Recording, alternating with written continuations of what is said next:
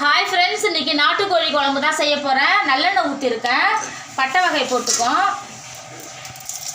சின்ன வெங்காயம் போட்டுக்கோம், பச்சை மிளகாய் போட்டுக்கோம், கல் உப்பு போட்டுக்கோம்.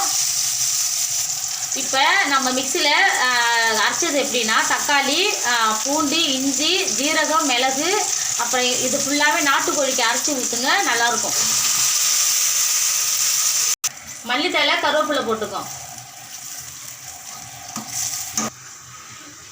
நல்லா வதங்கி வந்துருச்சு. இந்த டைமில் நம்ம வீட்டு மிளகாத்தூள் போட்டுக்கோம்.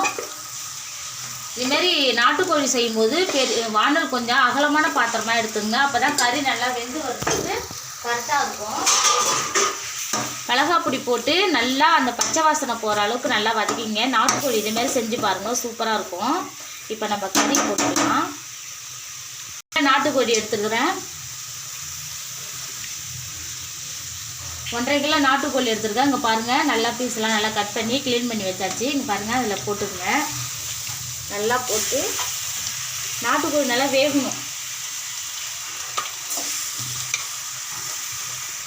நாட்டுக்கோழி போட்டு நல்லா இங்கே பாருங்கள், நல்லா கலக்கி விட்டுருங்க. நல்லாயிருக்கும்.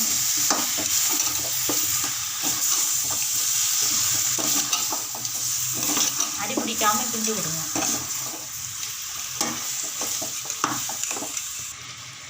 ஓரளவு நல்லா எல்லாமே பச்சை வாசம்லாம் போய் நல்லா இருக்குது பாருங்கள். இந்த டைம் நம்ம என்ன செய்யணும், தேவையான தண்ணி ஊற்றி கொதிக்க வைக்க வேண்டியதான். தேவையான தண்ணி ஊற்றிட்டோம். தேவையான தண்ணி ஊற்றியாச்சு. இப்போ நம்ம மூடி போட வேண்டியதான். மூடி போட்டு நல்லா வேகட்டும், அப்புறம் நான் காமிக்கிறேன். இப்போ சிக்கன் குழம்பு நல்லா கொதிச்சிச்சு. நம்ம என்ன செய்யணும், இந்த டைமில் எப்போதுமே சொல்லியிருக்கோம் உங்ககிட்ட, நல்லெண்ணெய் கொதிக்கும் போது நல்லெண்ணெய் ஊற்றுங்க, குழம்பு டேஸ்ட்டு கொடுக்கும். மல்லித்தழை கொஞ்சம் போட்டுக்கும், மல்லி இலை. அழகாக வெந்துருச்சு பாருங்கள். கறிலாம் நல்லா வெந்துருச்சு பாருங்கள். இங்கே பாருங்க,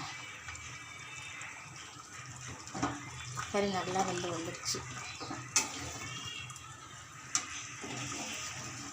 தண்ணியாக வேணாலும் தண்ணியாக வச்சிக்கலாம், நம்மளோட விருப்பம்தான். டைட்டாக வேணாலும் நல்லா கிரேவி மாதிரியும் வச்சுக்கலாம். இப்போ குழம்பு ரெடி ஆகிடுச்சு பாருங்கள். நாட்டுக்கோழி குழம்பு ரெடி பண்ணிட்டேன். இங்கே பாருங்கள், இப்போ நான் சாப்பிட்டு பார்க்க போகிறேன்.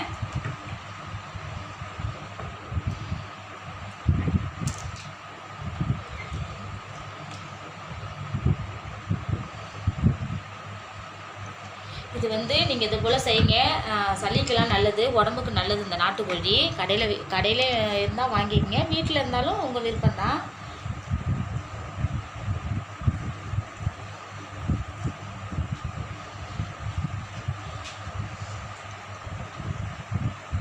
இங்கே பாருங்கள், லெக் பீஸ் நல்லா இருக்குது பாருங்கள். இதேமாரி நீங்களும் சமைச்சு சாப்பிடுங்க. இந்த வீடியோ பிடிச்சிருந்தா லைக் பண்ணுங்கள், ஷேர் பண்ணுங்கள், கமெண்ட் பண்ணுங்கள், சப்ஸ்கிரைப் பண்ணிவிட்டு பக்கத்தில் பெல் ஐகானை கிளிக் பண்ணிடுங்க. தேங்க்யூ.